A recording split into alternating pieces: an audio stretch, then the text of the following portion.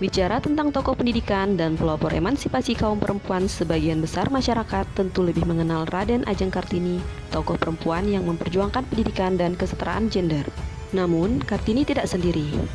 Ada sosok perempuan lain yang perlu kita ketahui pengaruhnya bagi pendidikan dan kesetaraan. Salah satu dari perempuan tersebut adalah Rohana Kudus. Rohana Kudus dan pendidikan perempuan.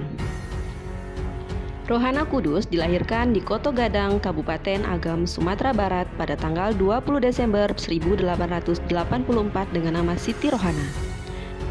Siti Rohana ini juga kakak tiri dari Sultan Syahrir. Rohana hidup di era di mana akses perempuan untuk mendapatkan pendidikan yang baik seperti laki-laki sangat dibatasi. Ia tidak bisa mendapatkan pendidikan secara formal. Berbekal semangat dan pengetahuan untuk mewujudkan cita-citanya untuk memperjuangkan nasib kaum perempuan bersama suaminya Abdul Kudus, Rohana mendirikan Sekolah Keterampilan Khusus Perempuan pada tanggal 11 Februari 1911 yang diberi nama Sekolah Kerajinan Amai Setia atau KAS. Sekolah Kerajinan Amai Setia atau KAS ini mempunyai kurikulum yang mengajarkan keterampilan untuk perempuan mengelola keuangan, baca tulis, budi pekerti, pendidikan agama, dan bahasa Belanda. Sembari aktif di bidang pendidikan, Rohana juga menulis di surat kabar perempuan bernama Putri Hindia.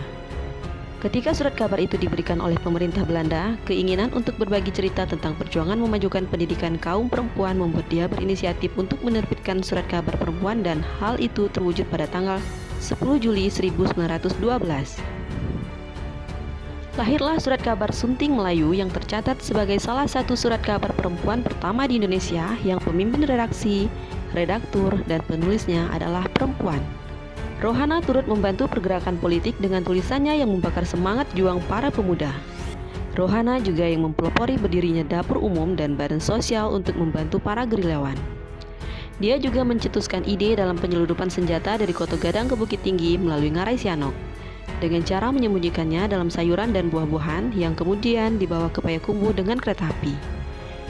Ia melanjutkan perjuangannya dengan kembali mendirikan sekolah bernama Rohana School. Pada tahun 1919, Rohana dan suaminya pindah ke Lubuk Pakam dan Medan untuk mengajar di sekolah bernama Dharma Putra. Di kota itu, dia juga rajin menulis untuk surat kabar perempuan bergerak.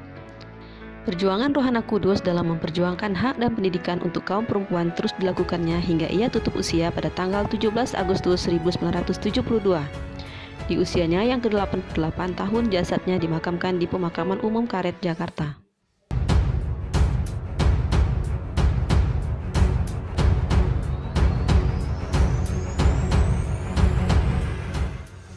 Dengan semangat dan ingin mewujudkan cita-cita, Rohana Kudus akhirnya mendirikan suatu sekolah untuk mewujudkan cita-citanya dalam memperjuangkan kaum perempuan.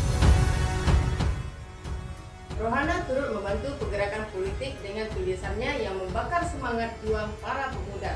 Tulisan ini tercatat sebagai salah satu surat kabar perempuan pertama di Indonesia yang pemimpin redaksi, redaktur, dan penulisnya adalah perempuan. Rohana juga yang mempelopori berdirinya dapur umum dan badan sosial untuk membantu para gerilyawan. Dia juga mencetuskan ide dalam penyeludupan senjata dari Koto Gadang ke Bukit Tinggi. Selama masa hidupnya, beliau telah mendirikan dua sekolah, yaitu yang pertama, Sekolah Keterampilan Khusus Perempuan pada tahun 1911. Nah, yang kedua, Sekolah Dharma Putra pada tahun 1919 di Lubuk Pakam, Bukit Tinggi. Sebagai tokoh pahlawan Indonesia, Rohana Kudus memiliki semangat anti korupsi. Terbukti dari beliau memiliki sikap kejujuran, kepedulian, kemandirian, kedisiplinan, tanggung jawab, kerja keras, kesederhanaan, keberanian, keadilan, dan menjalankan dasar negara yaitu kemanusiaan yang adil dan beradab.